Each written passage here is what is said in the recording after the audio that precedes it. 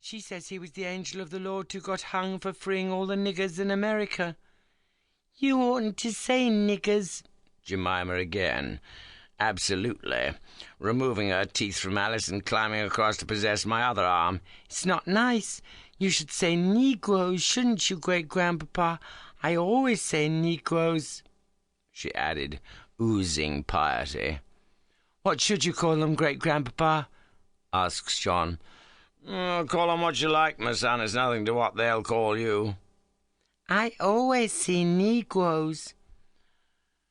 Great-Grandpapa says niggers, observes confounded Augustus.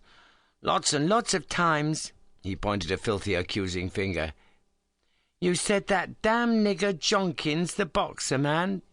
Johnson, child, Jack Johnson. You said he wanted taken down a peg or two. Did I, though? Yes, Jemima dearest, I know Gus has said another wicked word, but ladies shouldn't notice, you know. What's a peg or two? asks Alice, twining my whiskers. A measure of diminution of self-esteem, precious. Yes, Jemima, I've no doubt you're going to peach to Great-Grandma about Gus saying damn, but if you do, you'll be saying it yourself, mind. What, Gus? Oh, it's very well. If I said that about the boxer man, you may be sure I meant it. But you know, old fella, when you call people names, it depends who you're talking about. It does, too.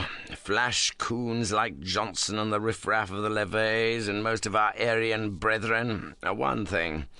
But if you've seen Ketchwayo's Nokenke regiment stamping out the dust and the assegais drumming on the oxide shields, Sodo, Sodo, Zji, Zji, as they sweep up the slope to Little Hand, well, that's black of a different colour, and you find another word for those fellows. And God forbid I should offend Miss Prentice, so I think it's best you should say Negroes, children. That's the polite word, you see. What about nigger minstrels? asks Alice, excavating my collar. That's all right, because they're white underneath, says John impatiently. Shut your potato trap, Alice.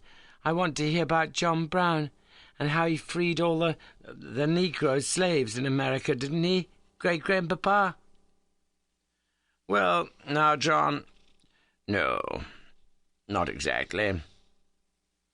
And then I stopped and took a pull at my flask and thought about it.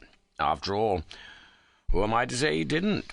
It was coming anyway, but if it hadn't been for old J.B. and his crack-brain dreams, who can tell how things might have panned out? Little nails hold the hinge of history, as Bismarck remarked. He would. The night we set out for Tarlenheim, and didn't Lincoln himself say that Mrs. Stowe was the little lady who started the Great War with Uncle Tom's Cabin? Well, Osawatomie Brown, mad and murderous old horse thief that he was, played just as big a part in setting the darkies free as she did. Aye, or Lincoln or Garrison or any of them, I reckon. I did my bit myself, not willingly, you may be sure, and cursing Seward and Pinkerton every step of the way that ghastly night. And as I pondered it, staring across the lake to the big oak casting its first evening shadow, the shrill voices of the Grandlings seemed to fade away, and in their place came the harsh yells and crash of gunshots in the dark, and instead of the scent of roses, there was the reek of black powder smoke filling the engine-house, the militia's shots shattering timber and whining about our ears, young Oliver bleeding his life out on the straw, the gaunt scarecrow with his grizzled beard and burning eyes thumbing back the hammer of his carbine. "Stand firm, men! Sell your lives dearly! Don't give in now!" And Jeb Stuart's eyes on mine, willing me, I'll swear, to pull the trigger. Wake up, Great-Grandpapa, do! Tell us about John Brown. Yes, with his toes sticking out all stinky. Tell us, tell us.